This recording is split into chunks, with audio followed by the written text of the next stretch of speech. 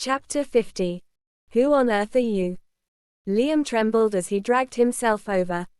His laid-back expression had been replaced by shock and fear. Never did he imagine that his full strength could not even scratch his opponent. Instead, he had injured himself gravely. Was this man even human?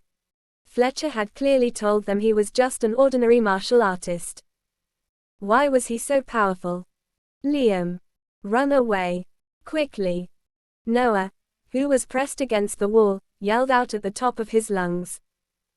The moment he crossed paths with Dustin, he realized that Dustin was much stronger than they had imagined. He had been able to render him completely useless with one move. Ah! Liam cried out begrudgingly.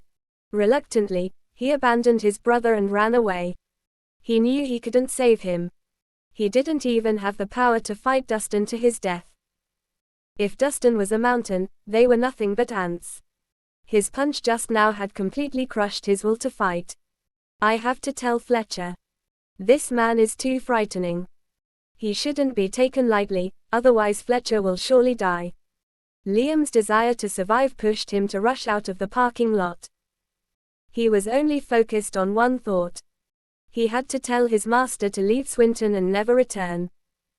This man was someone they could never afford to offend. Dustin didn't bother to chase after Liam because he knew Liam's internal organs had suffered fatal damage. Who on earth are you? Why are you in Swinton? Noah was filled with fear, as if he had seen a ghost. If he knew someone so powerful existed by Natasha's side, he wouldn't dare to approach her even if he had the courage of a lion. That doesn't matter. I'll give you a chance. Tell me everything about Fletcher, and I'll spare your life, Dustin said coldly. You want me to betray him? In your dreams. Noah glared at him and used his last remaining strength to tap on his amulet. There was a crisp sound, and Noah bled to death in an instant. Dustin raised an eyebrow. He didn't expect Noah to be so determined as to opt for suicide to prevent himself from spilling anything. Chris cowered in a corner, shivering after witnessing everything. He quickly ran away without another word. He wouldn't have provoked Dustin if he knew he was so powerful. Now he had brought trouble onto himself. He was speechless. At the same time, in the lounge of the Emerald Building, Edwin and Natasha were still conversing.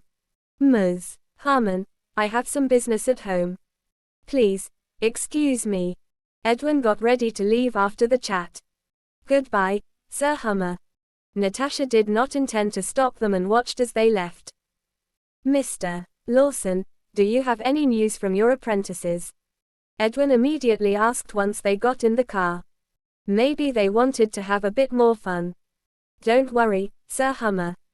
They will return after they deal with the matter. Fletcher smiled calmly. He was very confident in the apprentices he trained personally. They were twins, so they had a deep emotional connection.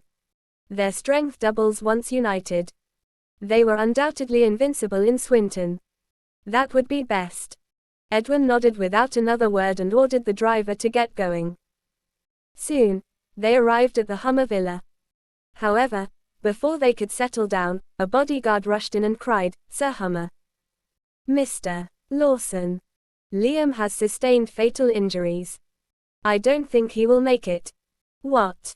Edwin and Fletcher's faces immediately fell when they heard this. What nonsense are you saying? Liam is invincibly strong. Who could hurt him? Fletcher was very distressed, and he grabbed the bodyguard by the collar. It's true. Liam is at the door right now. You have to see him now or it will be too late. The bodyguard pleaded. Fletcher did not waste any time. He pushed the bodyguard aside and left quickly. However, he lost his cool when he saw the dying Liam when he arrived at the door. Liam. What happened to you? Where's Noah? Fletcher's eyes widened in disbelief. Noah is dead. We were mistaken. You leave. Before Liam could finish his sentence, there was a splutter, and he spat a mouthful of blood on Fletcher's face. His head slumped and he died on the spot. Liam. Fletcher exclaimed, overcome with sorrow. He had carefully trained both apprentices to pass on the mantle. He didn't expect him to die so suddenly.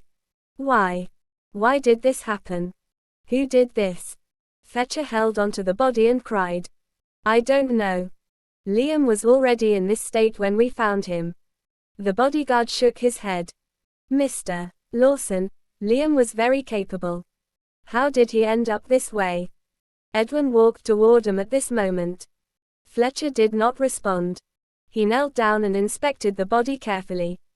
Broken bones and blood vessels, major organ damage. He must have met a powerful opponent. After the inspection, Fletcher's expression darkened. Are you saying that fellow by Natasha's side is very powerful? Edwin frowned. His strength must not be taken lightly if he could destroy my apprentices. I made a wrong judgment. Fletcher said in disappointment. Can you defeat him? Edwin implored. Although this man is very strong, he's still young. He can't be more powerful than my 40 years of experience. I will kill him and take revenge for my apprentices. Fletcher swore with determination. Mr. Lawson, since you're proficient in the mystic arts, you should use what you're confident in, Edwin reminded him. He didn't want any more accidents to occur. HMPH. This man killed my apprentices by beating them to death. I would return an eye for an eye and kill him myself. Fletcher gritted his teeth. If he knew his apprentice died because of his attempt to punch Dustin, he would no longer have had this thought.